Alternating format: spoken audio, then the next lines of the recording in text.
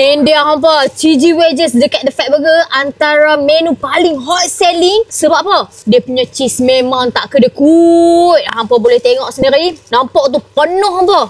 Yang ni saya tak tunjuk lagi sampai ke bawah tu. Memang belenja-lenja. Okay, jom teman saya makan. Let's go. Bismillah.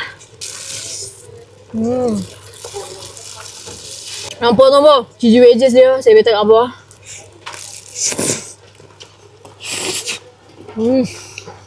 Memang tak kedekut langsung. Hampa boleh tengok kat sini. Aduh. Nampak tu? Saya boleh cicah lagi tu.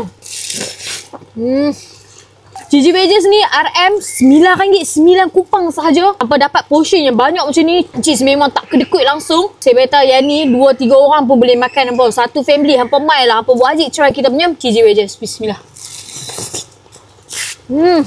So, siapa-siapa dekat sini yang teringin nak rasa kita punya cheesy wedges, harga RM9 9 kupang sahaja dengan portion yang besar macam ni. Cheese memang banyak saya beritahu kat hampa. Hampa boleh beza lah dekat kedai-kedai lain dengan The Fat Burger. Macam mana puas hatinya kalau hampa makan cheesy wedges by The Fat Burger. Okay? RM9 9 kupang. Memang sangat-sangat berbaloi. Okay? So, tunggu apa lagi? Cepat-cepat.